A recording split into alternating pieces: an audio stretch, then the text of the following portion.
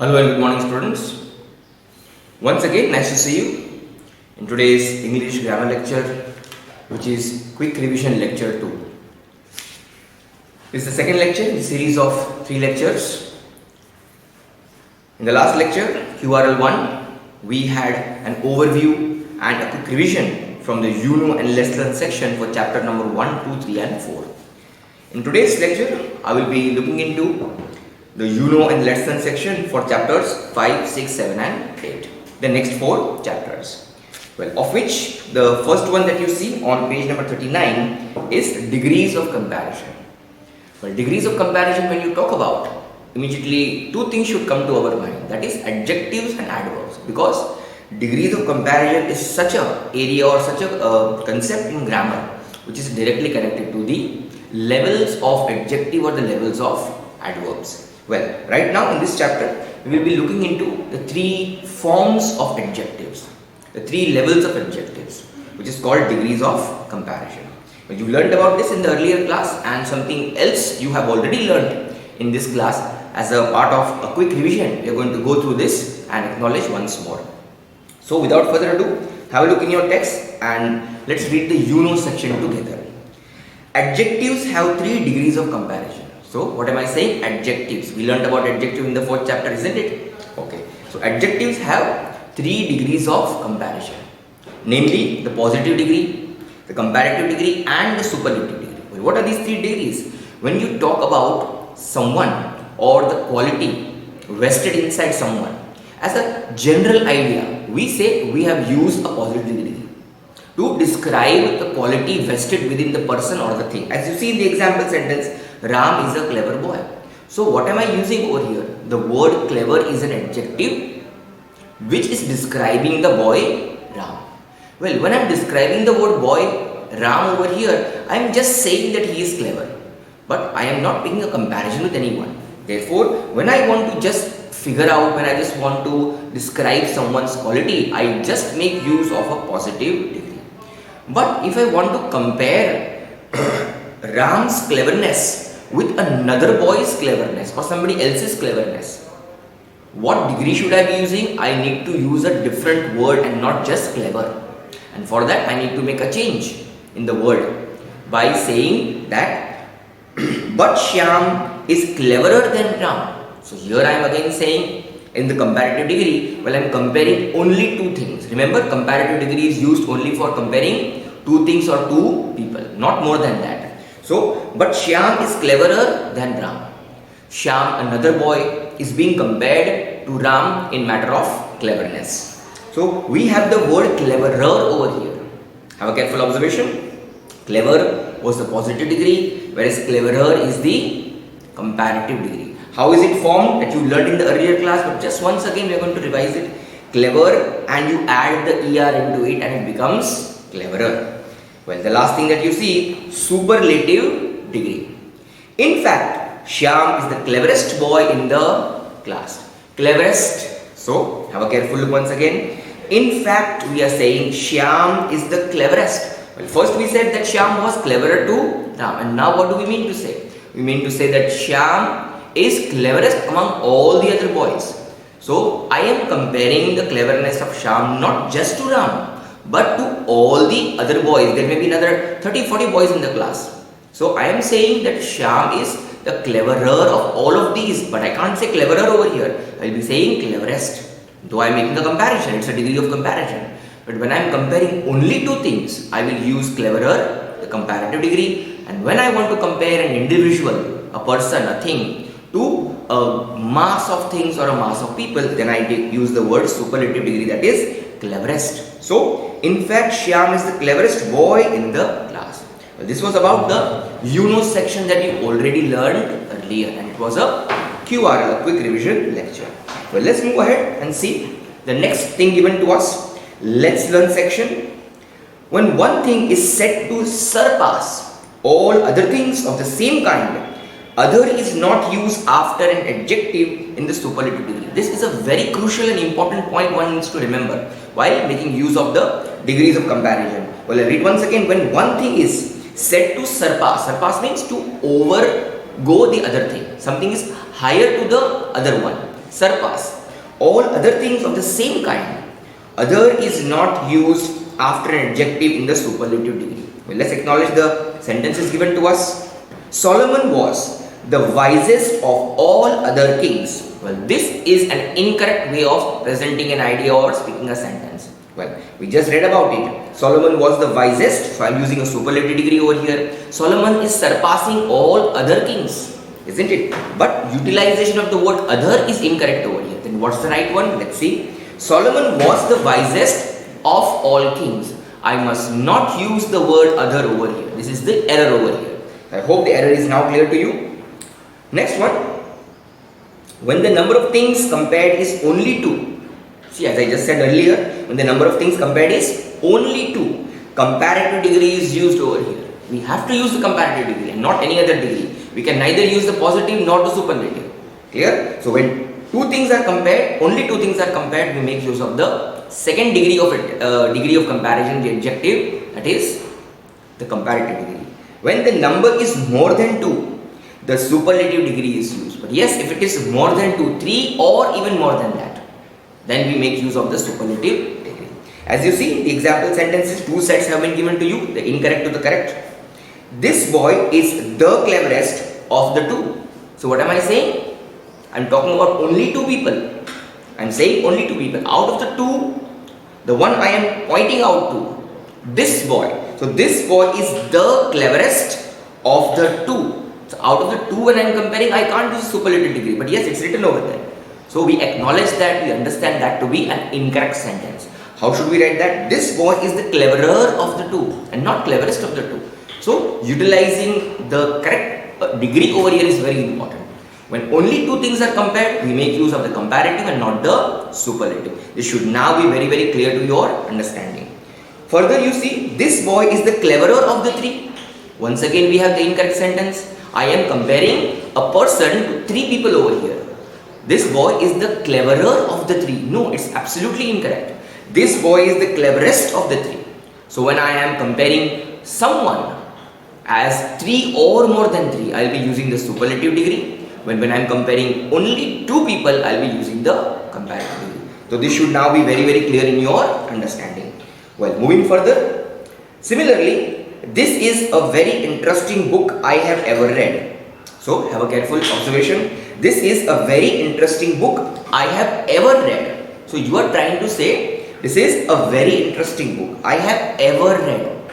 So you must be in a habit of reading many books. But the one you are talking about is a very interesting book that you have ever read since the time you started reading. The interest that was vested into you is incorrect. This is the most interesting book. You are trying to talk about a book which attracted you, which you liked, which got your interest in the highest level. Therefore, we require the superlative degree and not the comparative degree over here. Well, moving ahead.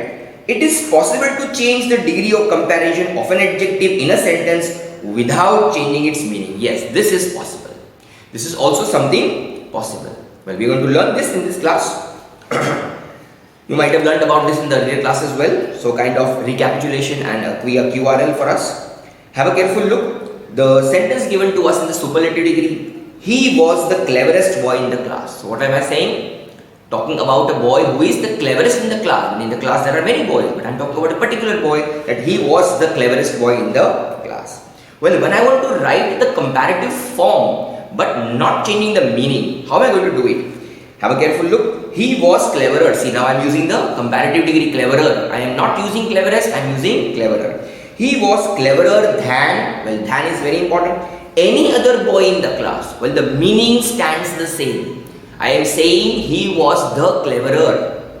He was cleverer than any other boy in the class. Have a careful look. The article though has been omitted, has been eliminated. Cleverest changing to cleverer. The word than is applied over here because these things go in pair usually most of the time. So he was cleverer than what? Any other boy. Now I am saying any other boy in the class. So this is the pattern, this is the form how we change a positive degree into a comparative degree without changing its meaning. I hope this is clear to you. We have a couple of more sentences on the following page. Let's acknowledge them as well. Very useful thing and very important thing as well.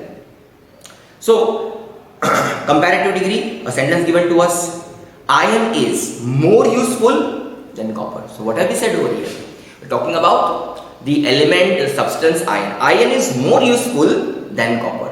We are comparing only two things over here, not more than two, isn't it? Just two things are being compared over here, that iron is more useful than copper. Well, when I want to write this utilizing a positive degree, that is not using the word more useful, just using the word useful. Is it possible? Yes, it's possible. Positive degree, acknowledge this very well. Copper is not as useful as iron. Well, have a careful understanding over there, the way it has been presented. I am saying copper is not as useful as iron. So you observe carefully, iron is more useful than copper was written in the comparative degree, and the words that were used was in the affirmative type, the affirmative form. But when I wanted to present the same idea in the positive degree, I had to utilize a negative idea over here. The sentence used negative words inside it. Can you see? Can you observe that? Copper is not useful. So what am I doing? I am using the word copper and putting it in the first place, and later on transposing the word iron at the end of the sentence. So copper is, and then I am saying it is not as useful. It is useful but not as useful as iron. This makes what? The importance of iron more and reduces the importance of the element copper, the substance copper. So this is how you change a comparative degree into the positive degree, but without changing its meaning. Well, the next sentence, let's acknowledge. He is as vain as a peacock. So what am I saying? He is as vain as a peacock. We know what's a word vain means, isn't it? You learned in the earlier class. Well, vain has two meanings over here. Unless until you know the meaning of something, it's really difficult to understand the concept that you are learning. So you should be knowing the meaning of the word vain. Well, vain means to feel proud of oneself, isn't it? So a peacock feels proud about himself because of his beautiful feathers.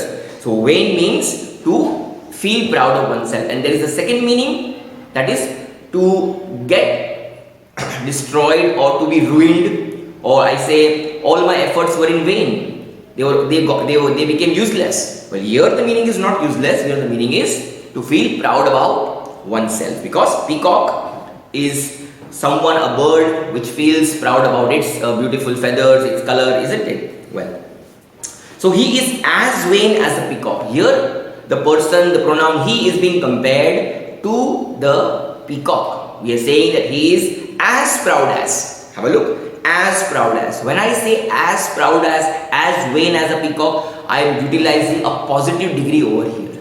Well, when I want to say the same thing as a comparative degree, I am going to change, transpose the words. Have a careful look. A peacock is not vainer than he is. So what am I saying over here? A peacock is not vainer. He is not more proud than he is. Both are equal. So I kept the meaning same, but the word utilized is vainer over here and not vain over here. So the positive now changed to comparative over here. The next one you see, Mount Everest is the highest mountain in the world. So what are we saying? Mount Everest is the highest mountain in the world. We are using the superlative degree over here. Well, Mount Everest is the highest mountain in the world. Changing into its comparative degree, have a careful look. Mount Everest is higher than any other mountain in the world.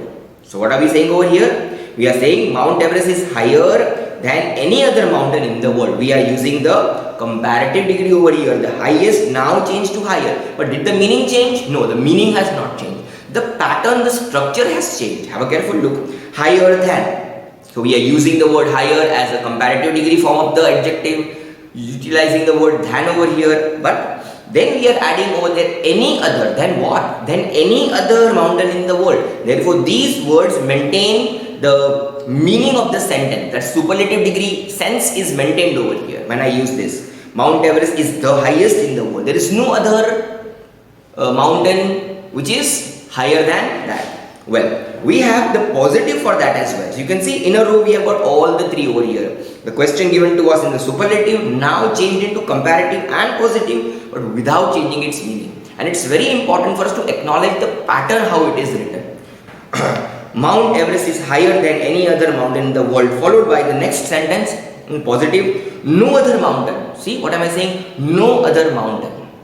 I am acknowledging no other mountain in the world is as high as, observe the words as high as is the positive form. I am using the word high over here, not higher or highest over here.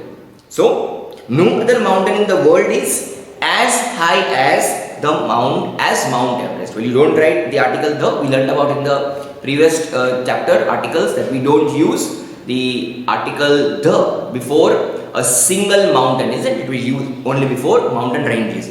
So, Mount Everest is the highest mountain in the world, superlative degree. Mount Everest is higher than any other mountain, meaning is the same, but the word used over here is a comparative degree of the adjective, and no other mountain in the world is as high as Mount Everest. So these are the three things that you should acknowledge how to change into the comparative and positive from the given superlative without changing its meaning. Well, we have one more to acknowledge.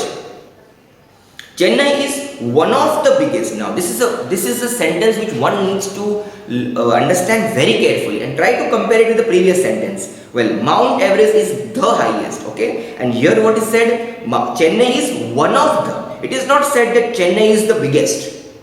It is being said Chennai is one of the biggest cities in the world. We'll try to understand the meaning first. What are we saying over here? We are not saying that out of the cities that we have in our country, India. So Chennai is one of the biggest. We are not saying Chennai is the biggest and there are no other cities which are equivalent or equal to that. No, we are saying Chennai is one of the biggest. So this is a sentence in the superlative degree which is different from the one we have been reading so far. That is, Mount Everest is the highest. Here we are not saying Mount Everest is one of the highest. No, we are saying Mount Everest is the ultimate highest. There is nothing else higher than that.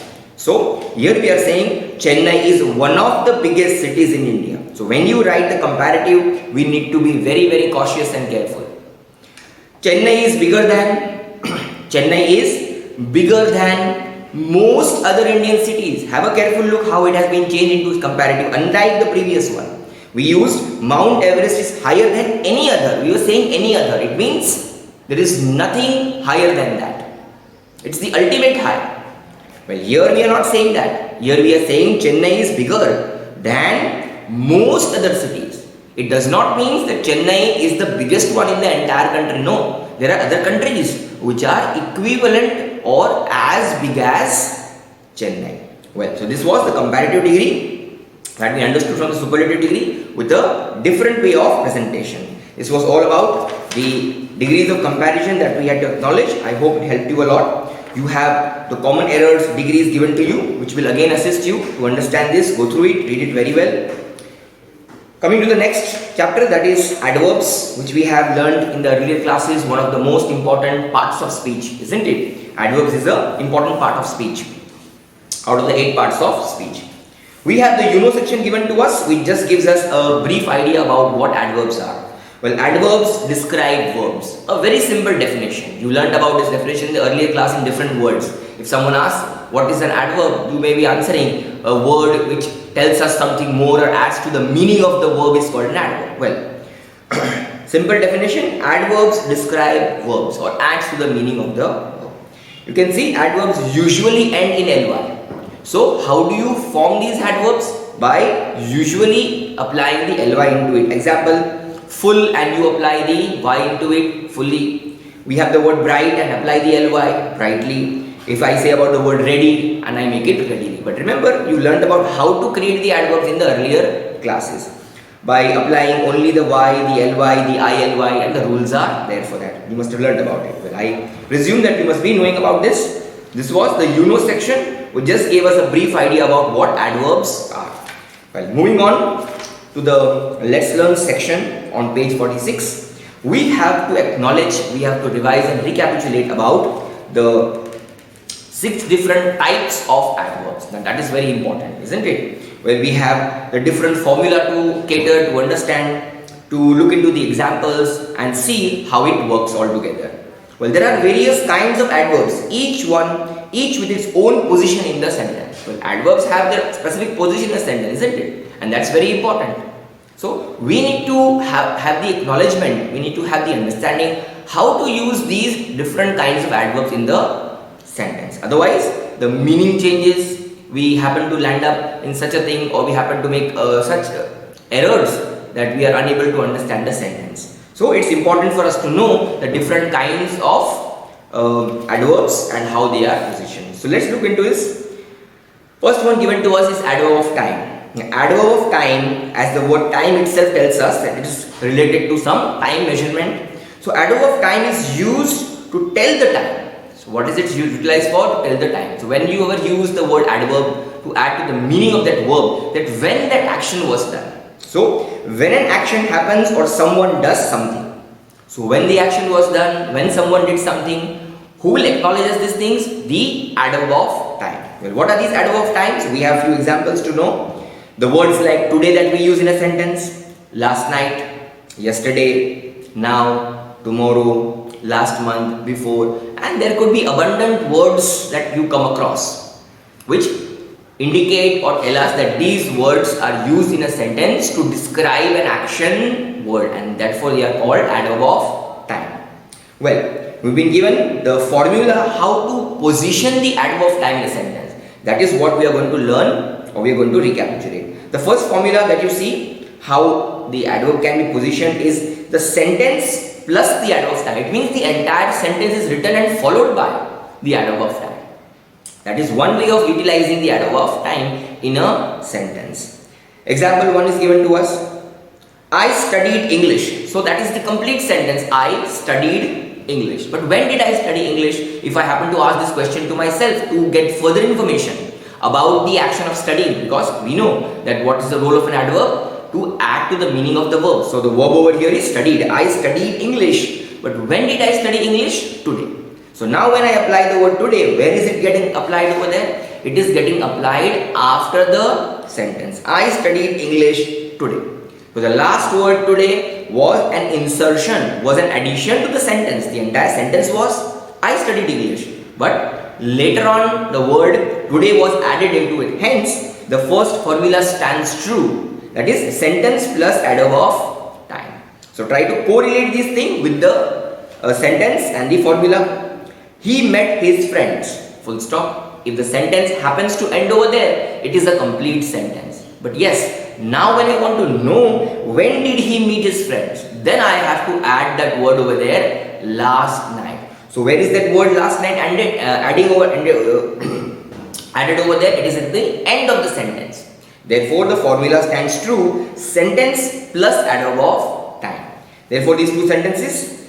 But we have the second formula also, how to utilize the adverb of time. Have a careful look. We have the adverb of time first, followed by the sentence. Next comes the sentence. Just the opposite of what we did, sentence plus adverb of time. Example, yesterday, comma, she went to Karol Bagh. So once again the same question can be asked. When did she go to Karol Bagh? She went to Karol Bagh yesterday. Instead of that we are saying yesterday she went to Karol Bagh. So the time measurement, the verb, the adverb which is expressing the matter of time or telling us something more about the time. When did she go? So the action of going that is given to us in the past over here, went, is being emphasized with the word yesterday. So yesterday she went to Karol Bagh. Now I am learning English. So now is that word over here, emphasizing. So now shows the adverb of time. When am I learning English? Right now. Now I am learning, as you are just learning now, isn't it? So there are two ways of positioning the adverb of time in a sentence, that is after the sentence or before the sentence, whatever is appropriate, accordingly we should utilize it. Well, next we have the adverb of place given to us. Adverb of place is used to tell the place where an action occurs or when someone does something. So it's very clear with the definition that adverb of place is used to tell the place. Just like we had adverb of time indicating the time over here. Similarly, we have adverb of place indicating the place over here, where an action occurs or when someone does something.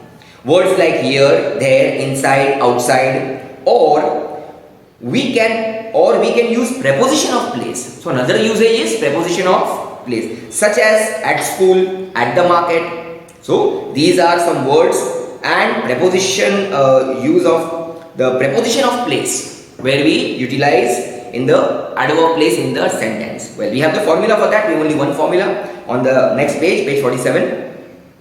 Acknowledge this well. We have the sentence plus adverb of place. So what do we have?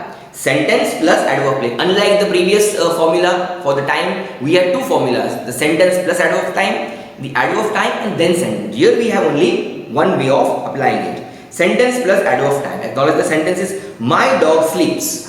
Full stop. If the sentence is to be completed, it can be completed over there. But yes, if I want to know where does my dog sleep, my dog sleeps outside. So the word outside is an adverb of place, adding to the meaning of the verb sleep over here. Where is it sleeping? Outside. Therefore, we can very well acknowledge how to position it. In the example given to us, we have the meeting in the hotel. So where do we have the meeting? In the hotel. Next we have adverb of manner. Adverb of manner is used to tell how an action happens. We have the words given to us in the box over here. Acknowledge this well. Badly, beautifully, carefully, quickly, softly, lately, hardly, and the other words that you can read for yourself. So these are the words which tell us in what manner, so how the action is performed. The quality of the action is being mentioned over here. Therefore, we acknowledge these kinds of words used in the sentence or utilized in the sentence as adverb of manner. In what manner the action has happened. Well, let us see the formula for this. Well, we have not one but two formulae to understand over here. We have the first one, subject plus intransitive verb. So I hope and I presume that you must be having the acknowledgement about the transitive and intransitive verb. Well, subject plus the intransitive verb plus the adverb of manner. So this is how you utilize the adverb of manner in a sentence after the intransitive verb, and just before that we have the subject. Let's see an example to understand better. She sings beautifully. So you see the whole sentence has an intransitive verb. Well, an intransitive verb is a verb which does not require an object to complete its meaning. So she sings. If I just end my sentence over here, it's a complete sentence. She sings. But how does she sing if I ask the question? So upon asking a question, how, I should be getting an answer, and that answer is beautifully. Therefore, the word beautifully is a word describing the action of singing, which is referred to as the adverb of manner. And where is it positioned? It is positioned after the intransitive verb. So subject she plus sings is the intransitive verb, followed by the adverb of manner, that is beautifully. The next sentence, he runs quickly. He is the subject, runs is the intransitive verb, followed by the word quickly. So I hope this first structure is very clear to you. Well, note is given to us for lately and hardly. Well, we have got two other words, lately and hardly. When we make use of these words in a formula, the pattern is a little different. Subject plus lately or hardly plus the verb plus the complement of the sentence. So this is how the second pattern gets created. Second pattern gets created over here, the second formula. Have a look at the example. She hardly believes in you. Analyze the whole sentence. We have the subject she, followed by the word that is just told to us, special words, lately or hardly. So here we are using hardly. She hardly believes in you. We have the word believes, the action doing word, and then we have the complement. I hope you know what's a complement, the other words in a sentence. In you is the complement of the sentence over here. So this is how the structure gets created when you are using the adverb of manner with the word lately and hardly. The next example, he lately went to the US. So once again the same pattern. Unlike the previous structure, we are not using that one over here. Well, a warning has been given to us which we should take care of. Don't use adverb after linking words. So after linking verbs, we shouldn't be using the adverb. That is a wrong method or wrong way of applying adverbs in a sentence. So this was about the adverb of manner that we had to understand. The next adverb is adverb of frequency. Adverb of frequency is used to express how often something happens or someone does something. In order to know how quickly, how many times something has happened, how frequently it has happened, or it has not happened. It could be the affirmative way, it could be the negative way. So a whole structure, a chart has been given to you. That if something is happening again and again on a daily basis always, then we acknowledge that as 100%. So something that you are looking at or talking about on a frequency basis, the repetitive basis, so we say it is 100%. We make use of the Adverb of frequencies, the words like always and every day. We'll make use of these words always and every day. Well, there is one more word, that is daily. Daily is also an adverb. So always, every day, daily are such adverb of frequencies that where we want to express the idea about 100%, 10%. Okay. Well, we have other words, as you see, the word usually, normally, generally. So we should be careful when we utilize these words in our sentence, in our day-to-day speech or the writing purpose. How to make choice of these words. Something that you want to refer to someone as 80%. Not sure about that. So you make use the word usually, normally or generally. Well, with a lesser percentage or a lesser chances, we make use of the word often and frequently. Well, the frequently word is part of frequency. The next chart you see has 50 to 40% utilizing the word sometimes and occasionally. So be very careful when you make use of these words in your speech or your writing. Well, seldom is a word which is very commonly used. It has come across with the very famous proverb that barking dogs seldom bite. So there are 20% chances of dog biting, so be careful. Do not try to irritate a dog. Well, when the chances are very rare, so something that is 10% most likely going to happen or not going to happen, we say rarely or hardly ever. Well, I hope you must have used these words sometimes in your speech. Well, when you are having zero chances, nil chances, there is one word that comes into this category, and that is never. So this is a chart that you need to remember at all given point of time in order to utilize it in the adverb of frequency in a sentence when you want to speak it. Well, we have the formula for that, how to position this, and we have just one formula for that. Subject plus adverb of frequency plus the verb plus complement. So this is something that you need to remember. Subject plus followed by the adverb of frequency, one of the words that we just read, followed by the action doing word, verb and the complement. Example sentence, they always do their homework at night. So let's analyze the sentence. We have the subject they, followed by the adverb of frequency always, indicating 100%, do their homework. So we can see the word do over there, the action doing word. Their homework at night is the complement. So we have the four parts over here, subject plus adverb of frequency plus verb plus complement. So this is how you position the adverb of frequency in a sentence. You have the second example, you can assist for yourself. Moving on to the next page. Page 48, we have adverb of probability. Yes, you learned about probability in mathematics, isn't it? The possibility of something happening or not happening is called probability. So adverb of probability is used to show how sure one is when someone does something. How sure when you are going to do that or not going to do that. It could be the affirmative or the negative side. Well, we have the words used for that is probably, perhaps, definitely, obviously, certainly, truly and exactly. But these are not the only words. There are many more words that can be added to this list. So these are the few words that you can acknowledge for yourself which come into the category of adverb of probability. Well, we have two formulas to acknowledge. The first one, adverb of probability plus the sentence. It means the very first word is going to be the adverb of probability followed by the sentence that you want to utilize in it. Have a look at the example. Perhaps she will come today. So we are using the word perhaps right in the beginning followed by the sentence she will come today. Perhaps she will come today. So this is how you use the adverb probability to apply in a sentence. The second application is subject plus the modal verb. Well, we learned about modal verb, isn't it? The words like can, could, may, might, shall, should, these are modal verbs. So subject plus modal verbs plus adverb of probability plus the main verb and finally followed by the complement of the sentence. Example, he will probably get married next week. So there are high possibilities, probably. It's not a surety, but depends how sure he is. So he will. So we have the subject he followed by the word will, which is the modal verb, modal auxiliary verb that we learned earlier. Then we have the word adverb of probability, that is probably itself. And then we have the main verb get married next year as the complement over here. Well, you have one more sentence to acknowledge. Read it for yourself. The sixth and the last kind of adverb, type of adverb, is adverb of degree. Well, adverb of degree is used to give information about the extent or the degree of something. Well, we have the word degree itself to understand over here.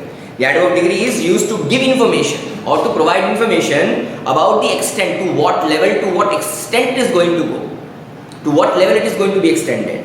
Well, we have the word very, quite, fairly, extremely, TOO2 and not TO2, enough, so, almost, a lot of, and some more can be added over there. So, these are a few words that can be utilized as adverb of degree. We have 3, not 2 but 3 this time, to understand how this can be utilized in the structure of a sentence. First one, subject plus intransitive verb plus adverb of degree. Well, we had the same structure earlier. Subject plus intransitive verb plus the adverb of degree. Have a look at the example. My friends talk a lot. So here we have the word a lot as an adverb of degree. Before that we had the verb talk. So in case I say the sentence, my friends talk, sentence is complete. It is an intransitive verb. It does not require an object to complete its meaning. Therefore we say it is an intransitive verb. So my friends talk a lot. So we have utilized the subject followed by the verb and then followed by the adverb of degree. Well, the second example you may read by yourself. The second formula is the subject plus the transitive verb. Well, we had the intransitive first, now we have the transitive verb. Well, what is a transitive verb? A sentence in which the verb requires an object to complete its meaning, just the opposite of intransitive. Plus the object. So you see, we have the object over there, plus the adverb of degree. Let us see the difference between this example and the previous one. My boss treats. So if I just finish my sentence over here on the verb, my boss treats, is the meaning complete? Is it making sense? No. He treats how? My boss treats whom? All workers. So all workers is the object over here. So it requires an object because it is a transitive verb over here. Therefore we have the subject my boss followed by the transitive verb treats followed by the object all workers, and finally we are going to describe that, add to the meaning of the treatment what is giving, fairly, not unjustly, fairly, in a just manner he treats us. So this is how we utilize the adverb of degree in a sentence with the transitive verb and the object followed by it. Well, we have the third formula to acknowledge, that is subject plus the linking verb plus the adverb of degree and finally the adjective. So here you see we have to apply the adjective as well by the end of the sentence. She seems very hungry. We have the subject she over here followed by the word seems. Well, seems is a linking verb over here. Please acknowledge this as a linking verb over here. We learned about it earlier. She seems, how does she seem? Very hungry. So very is that adverb of degree that we came across, isn't it? Very is the adverb of degree and followed by the adjective hungry. It's a virtue, isn't it? So we have the entire sentence like subject, linking verb, adverb of degree and the adjective. The last example, I feel too embarrassed to meet. I feel too embarrassed to meet them. So the same pattern, subject plus linking verb plus we have the adverb of degree, TOO2 over here followed by the adjective embarrassed, and then we have the complement also over here, to meet them. Well, this was all about the chapter that we just acknowledged about adverbs. Further, you have the next chapter, kinds of sentences. To turn to page 57 and we will look into what is given to us in this. Well, we learned about the different kinds of sentences in the earlier class, isn't it? Well, we will quickly go through the you know section and then the let's learn section to acknowledge what is to be understood well over here. In the you know section, you can see the picture given to you and the different sentences given to you, where all these sentences are of different types. We've learned about this from the lower classes, isn't it? So it's a kind of very common thing for us in this class standard 8. Sentences can be of, say, basically 4 types. We can say declarative sentences, statement giving sentences. We have the question asking interrogative sentences. We have the exclamatory sentence expressing sudden strong feelings, surprise, emotions, exclamations, interjections, isn't it? Well, we have the command giving sentence is what you call as imperative sentences, isn't it? So there are basically 4 types of sentences that we can acknowledge about. So here you've been given the different sentences and the instructions which time and then you have been learning, but still many a times you happen to make mistakes. So make sure that you don't make mistakes and follow the rules carefully. As you see at the bottom of the page given to you, all sentences begin with a capital letter. So you should be sure about it when you write sentences, that it should begin with a capital letter without fail. Then statements, commands and requests end with a full stop. Questions end with a question mark and exclamations end with an exclamation mark. So these punctuation marks are very important when writing sentences. Well, we have the sentence given to us below the picture over here. It is the wonderful party. You can very well understand and acknowledge that it is a simple statement because nothing more than an information is provided. So something that provides information to us, such a sentence is called a statement, or in other words, a declarative sentence or assertive sentence. Well, the next example you see, did you enjoy the party? This sentence is a question because it is asking a question. Hence we acknowledge that it is an interrogative sentence. This is nothing new for you, you learned about it. Well, what a wonderful party. So you are not asking a question with that word what over here. You are exclaiming. You are expressing a matter of excitement over here, that how wonderful it was. So what a wonderful party with the exclamation mark is an exclamation and exclamatory sentence. Followed by 2 more sentences. Stop talking about parties and please don't talk about parties.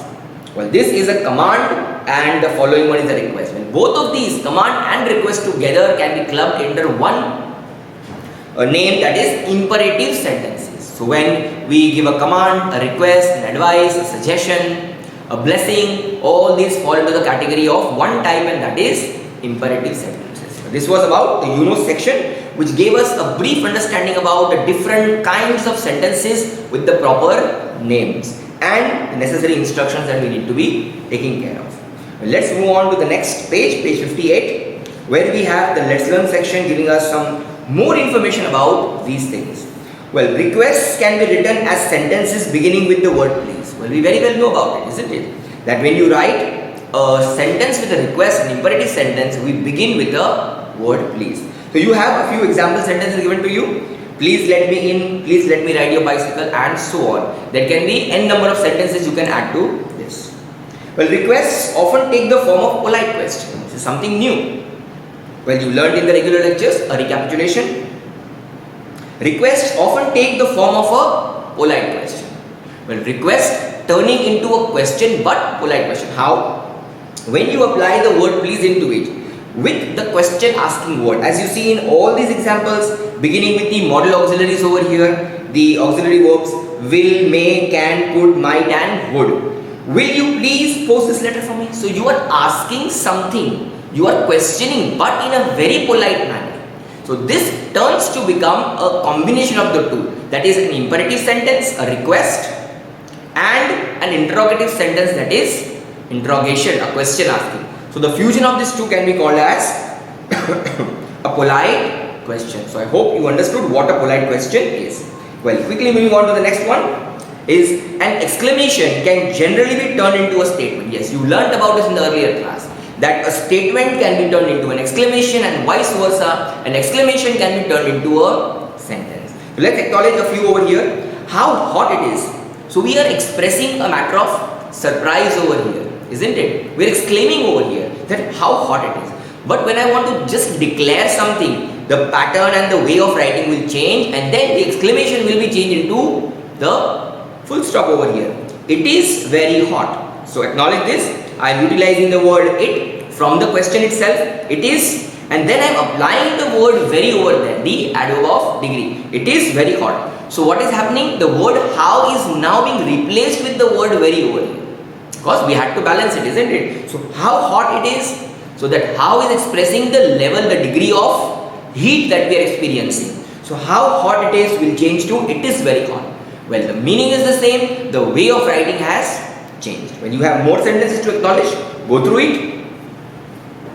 Well, exclamations with the word what a and only what. So we have two kinds of exclamation, what a, when we are utilizing a singular noun, and only what when we are utilizing a plural and uncountable noun. For that, the entire chart has been given to you. What comes with what a and what comes with only what. So go through it very carefully and you will be able to understand that when to use what a and when to use what. Well, next we have at the bottom of the page a negative sentence. Yes, a negative sentence can be written in two ways. We learnt about this earlier. Writing of a negative sentence can utilize two ways. Have a look at the example. I have not seen Raman or Krishna. So you are plainly saying that you have not seen, utilizing the negative word inside a sentence, not seen. I have not seen Raman or Krishna. Have a careful observation, or Krishna. Out of the two, none of them I have seen. But the same thing can be said first in the affirmative and then utilizing the negative over here. How? In the sentence, I have seen. See, I am not saying I have not seen. I am saying I have seen. But immediately after that, what is written? Neither Raman nor Krishna. So the word neither and nor are satisfying the requirement of the negative by saying no over here. Just like we said, I have not seen. So not is referring to passing a negative statement that you have not seen. The same thing can be said as neither nor after applying the affirmative first. So the verb has become I have seen neither Raman nor Krishna. So neither nor plays the role of negativity over here. So I hope you understand the two ways how to change or how to write the negative sentences. Well, you have a few more examples given to you on this page and the following page. Acknowledge this well and try to understand. Let us go through the information given to us in the box related to the use of negative sentences, which is very important. Well, in a negative sentence, only one negative is used. So you can use negative when you want to express something as a negative sentence, only one negative can be used. But if you happen to use two negatives, then it will turn out to become a positive. Let us see how. Two negatives make an affirmative. For example, he is unable to do his work. What are we trying to say? He is not having the ability to do his work. He is unable. Maybe he is sick, maybe he is not well. So he is unable to do his work is a negative sentence. But if we also use the not inside it, it will become affirmative. Let us see.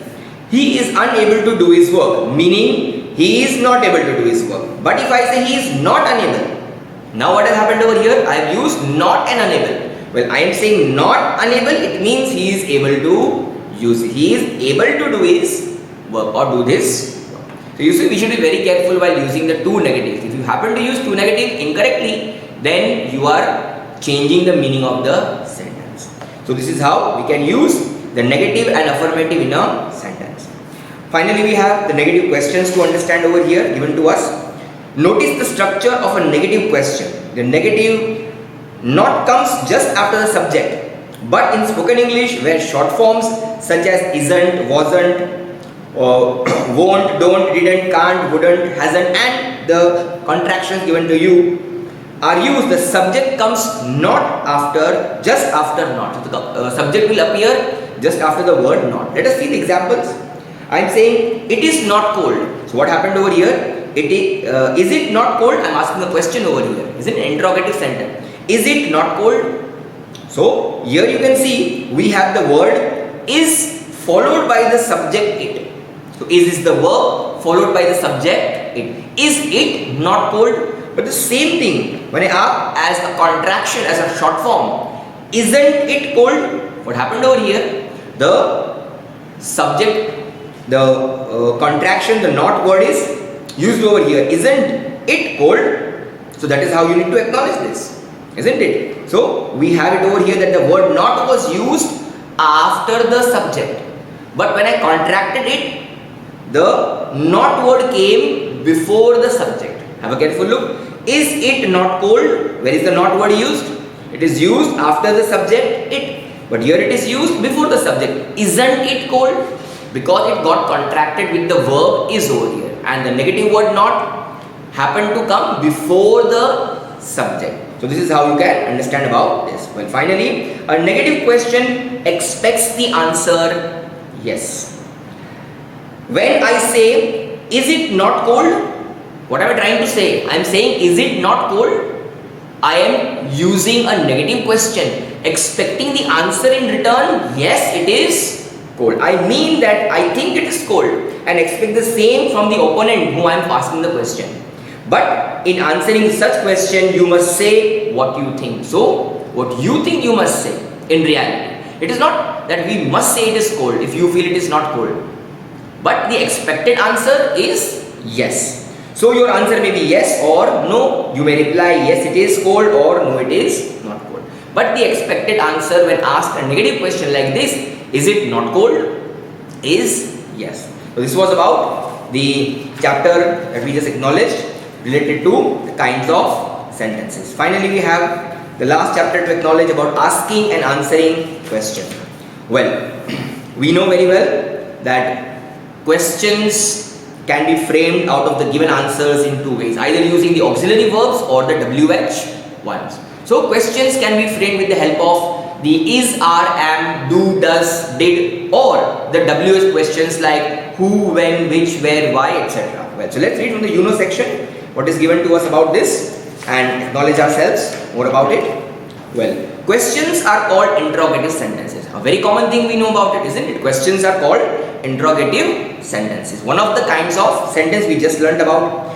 Questions can have two kinds of answers, the yes no. Therefore, we call such questions as yes no type questions. Example, do you like coffee? Can you speak Spanish? Are you going out?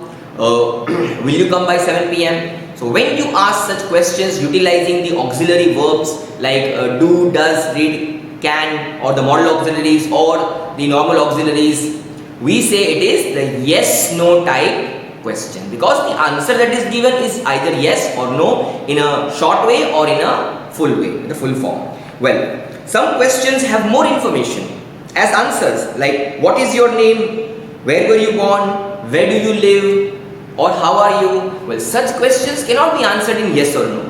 We need to give additional information. Therefore, we call such sentences as the WH type question, and they cannot be answered in just yes or no. Well, in the let's learn section, we've been given how to answer this question. So let us go through this. The different kinds of answers that one can give when such questions are asked.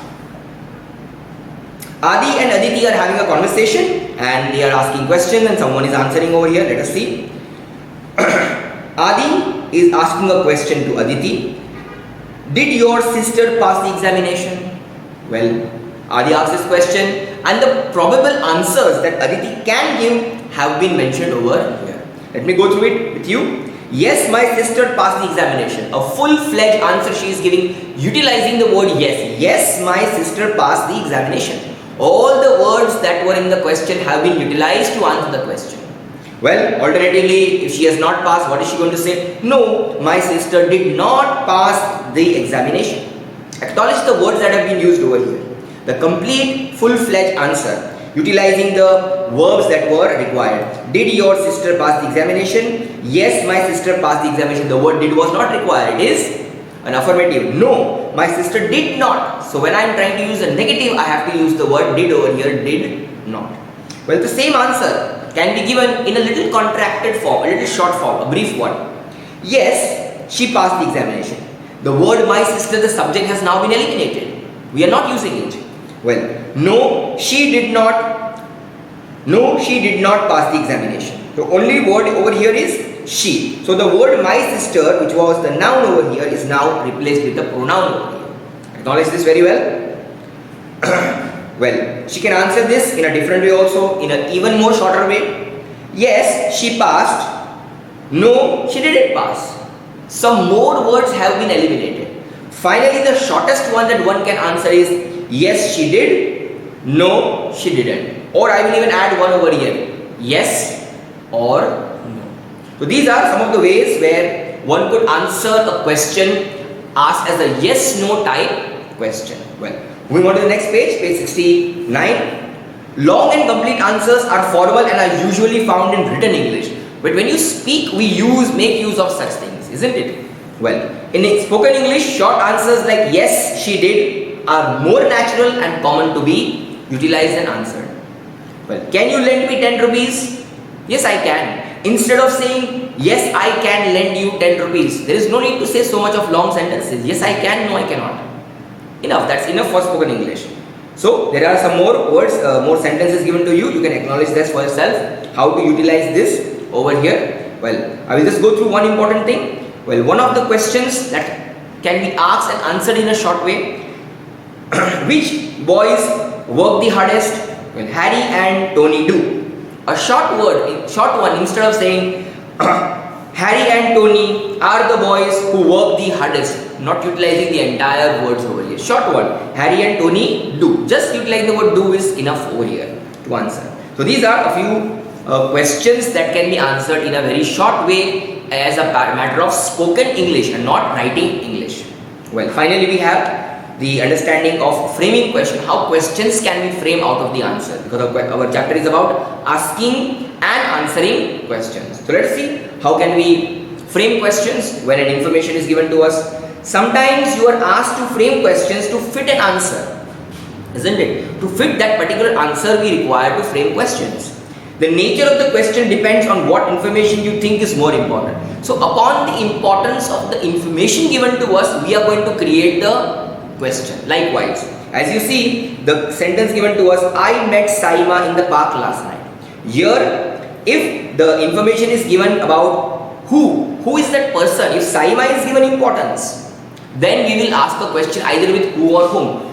Who did you meet? But have a look, careful look how to utilize the verb over here. Who did? So did is to be used over here.